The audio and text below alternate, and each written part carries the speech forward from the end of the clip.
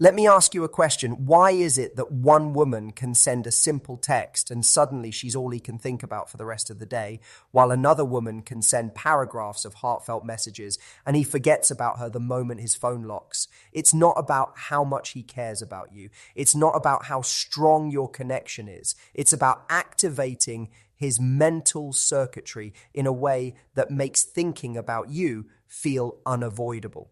In today's video, I'm going to share 5 specific words, yes, just 5, that when texted at the right moment, make a man think about you so obsessively he can't concentrate on anything else. And the best part, he won't understand why you're suddenly dominating his thoughts. This isn't about manipulation. It's about understanding how male attention works and using it to your advantage. See, men are wired differently than women when it comes to who occupies their mental space. While we tend to think about people through emotional connection and shared intimacy, they think about people through stimulation and unresolved tension. And when you use these 5 words, the way I'm about to teach you, his brain starts fixating on you, even if he seemed completely uninterested before. So if you've ever felt invisible, easily forgotten, or left wondering if you even cross his mind when you're not around, stay with me. Because after today, you'll never have to question whether he's thinking about you again. Ready? Let's dive into the first secret word that reprograms his brain and makes you impossible to stop thinking about. Before I give you the first powerful word, you need to understand why these words actually work. Because if you don't get the psychology behind it, you might send the right words at the wrong time and completely destroy their effect. Here's the truth. Most people don't realize men think about women differently than women think about men. While women tend to mentally replay emotional moments and conversations, men are wired to think about things through curiosity gaps and reward anticipation. When those triggers are activated, a man's brain releases dopamine, the same chemical linked to craving and obsession. When you send the right 5 words, you're not just sending a text, you're activating a mental loop in his mind. Suddenly, you're no longer just another name in his contacts. You become the puzzle he needs to solve, the feeling he's afraid of losing, and the person who hijacks his thoughts, even when he's supposed to be focused on something else. This happens because of something called the Zeigarnik effect. Men's brains are naturally designed to fixate on what feels incomplete, what they can't fully understand or resolve. If you give him complete transparency about your thoughts and availability, his brain thinks there's nothing to figure out here and his attention drifts. But when you use these 5 words strategically, you create mental incompleteness, and his brain starts obsessively trying to close that loop. Now, here's the key. This isn't about manipulation or playing games. It's about understanding how attention and mental fixation are created at a neurological level. The mistake most women make is over-texting, over-clarifying, and that removes the tension. When you send these 5 words, you're doing the exact opposite. You're giving him just enough information to make his mind spiral with questions like, what does she mean by that? Why did she text this now? What am I missing? And once his brain latches on to those unanswered questions, he naturally starts thinking about you constantly, replaying your words, analyzing your message, imagining scenarios. I've seen this work over and over again, no matter the situation. Whether it's a guy who barely notices you, someone you're trying to create interest with, or even a partner who's mentally checked out. Once you understand this psychology, you'll be able to create genuine mental obsession without begging for his attention. And now that you understand why this works, you're ready for the exciting part, because I am about to reveal the very first word that instantly makes his brain start circling back to you throughout his entire day. All right, here it is. The very first word that can completely change how much he thinks about you. Wondering. Now I know what you're thinking. How can one simple word be so powerful? But here's the secret. The word wondering instantly creates an open question in his mind, and the human brain is neurologically wired to obsess over unanswered questions. See, when you tell someone you're wondering something, you're not giving them closure. You're creating a mental gap that their mind has to keep returning to. And that's where the magic happens. His brain automatically begins trying to figure out what you're wondering about, why you're wondering about it, and whether it involves him. For example, if you send a text like, "I've been wondering something about you all day," or "I'm wondering if you noticed what I noticed yesterday," the moment he reads that, his mind starts racing. What has she been wondering? What did I do yesterday? Does this mean something important? And here's the key. When he creates those scenarios in his head, when his brain starts working to decode you, he's not just reading your words anymore. He's mentally investing in understanding you. This makes him associate that cognitive energy with you, which makes you more prominent in his consciousness. But timing is everything. You don't want to throw this out randomly. Wondering works best when there's already some foundation built. Maybe you've had some good interactions, maybe he's shown some interest, but things feel a little flat or forgettable. Dropping a well-timed wondering text brings you to the center of his mental attention instantly. Here's why it works better than being direct. Men crave mental stimulation and mystery. If you text, "I've been thinking about you," it's nice but forgettable. But if you text, "I've been wondering something about what you said earlier," now his brain activates. His curiosity spikes and he starts leaning in mentally. You're not forcing him to think about you. You're inviting his mind to engage with you. And once he's engaged, he naturally wants resolution, more information, and more interaction with you. But here's the thing. Wondering is just the spark that starts the mental fire. The next word I'm about to reveal doesn't just make him think about you once. It makes him feel like understanding you is something only he can do in a way that's almost impossible for him to resist. Now that you've created mental engagement with the first word, it's time to make him feel like his interpretation of you matters in a way nobody else's does. The second word that will make him think about you non-stop is realize. Sounds simple, right? But this one word has the power to make him feel perceptive, important, and uniquely connected to you in ways he's never felt with anyone else. Here's why. When you ask someone if they realize something, or when you tell them you just realized something, you're making them understand that there's a layer of depth to you or your connection that requires insight to see. You're giving him cognitive territory that belongs only to him, and men desperately want to feel like they understand something about you that others miss. For example, you might send a text like, "Did you realize we always end up talking about the same random topics?" Or, "I just realized why I always feel different after our conversations. Do you feel the difference?" You're not making grand declarations about feelings or connection. You're pointing out subtle patterns that require attention and awareness to notice. Here's the important part. When you use realize this way, you're creating what I call intellectual intimacy. You're showing him that he has access to observations about you and your dynamic that no one else has. This makes him feel intelligent and perceptive, but also protective of that special understanding he's developed. Realize also works because it gives him status. When you tell him you realize something or ask if he realized something, you're implying that noticing these things matters. That awareness creates value. This makes him feel like he's earned something meaningful, something that guys who don't pay attention would completely miss. But here's where it gets even better. Realize plants seeds of continued observation. When he knows that paying attention to you leads to these moments of realization and recognition, he wants to keep noticing things. He doesn't want to miss the next insight. So he starts paying more attention, thinking more deeply, and naturally thinking about you more often. The key is keeping it believable and observation-based. Don't say, "Did you realize we're soulmates?" because that sounds overwhelming. Instead, focus on small, real patterns. Did you realize you always text me right when I'm about to text you? These little acknowledgements add up to make him feel like understanding you is both achievable and rewarding. And when you combine the first word wondering with realize at the right moment, the effect is incredible. He starts feeling both curious about what's on your mind and perceptive about patterns others miss. His dopamine spikes, and before he even realizes it, analyzing you has become his favorite mental activity. But here's where it gets even more powerful. The third word is what takes him from feeling curious and perceptive to feeling like he might lose access to something he's only beginning to understand.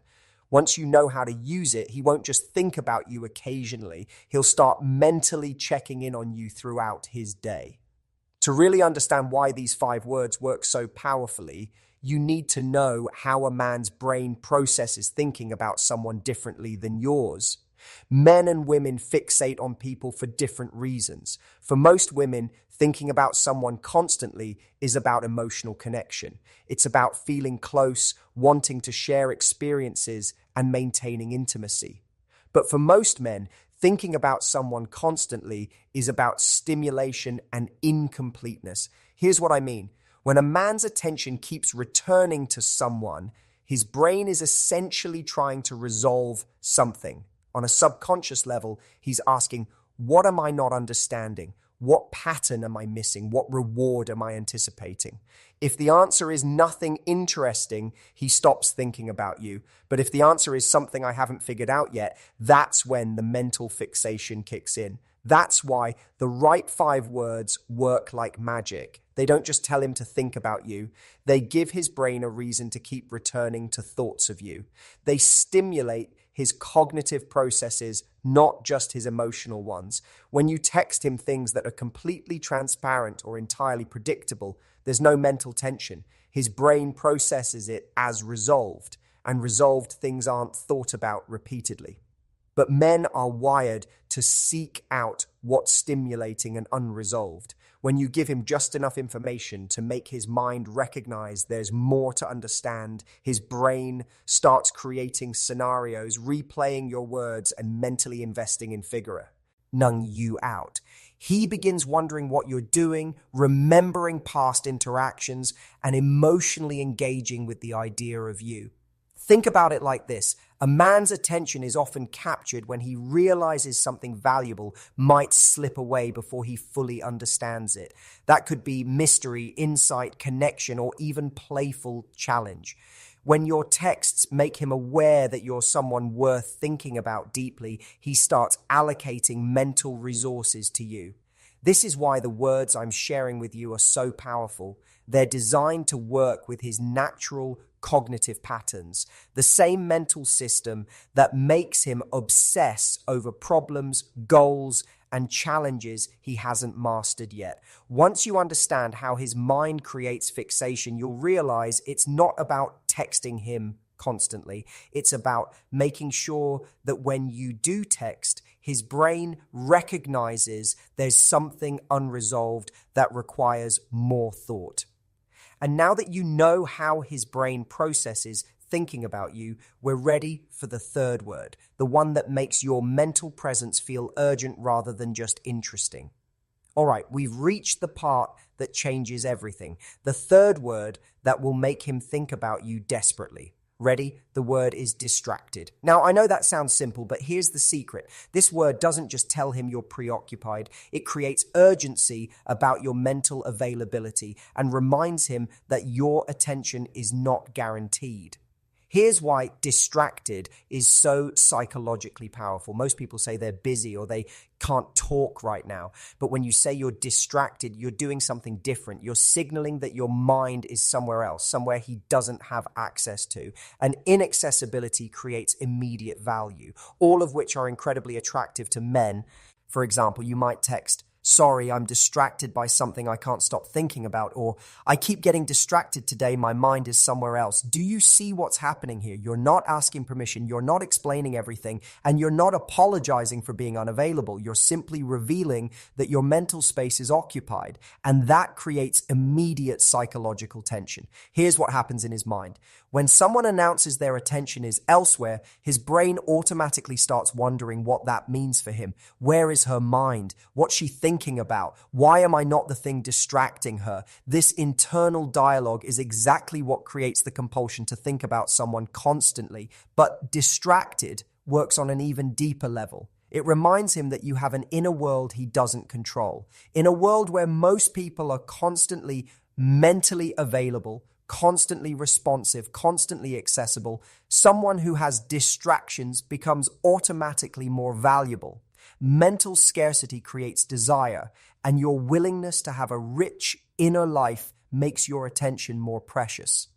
The word also shows that you have thoughts, experiences, and fascinations outside of him. You're not distracted because you're upset or playing games. You're distracted because you have a complex mental life with interesting things happening. This makes you more attractive because men are naturally drawn to women who have depth and independence. Here's the key. When you use distracted, you're not threatening or manipulating. You're just living a mentally rich life that doesn't revolve around constant focus on him. And when a man realizes that your attention isn't automatic, he starts valuing the times when he does have it. Timing-wise, distracted works best when things have been going well, but you sense he's taking your mental availability for granted. It's a gentle reminder that you're not a sure thing, that your thoughts are valuable, and that he needs to appreciate when your mind is on him. And here's the beautiful part. When you are distracted by genuine interests, genuine thoughts, genuine experiences, you're not just creating mystery. You're actually becoming more interesting as a person. When you return to the conversation, you often have new perspectives, new energy, new things to discuss. You become more mentally stimulating because you're actively developing your inner world. But we're not done yet.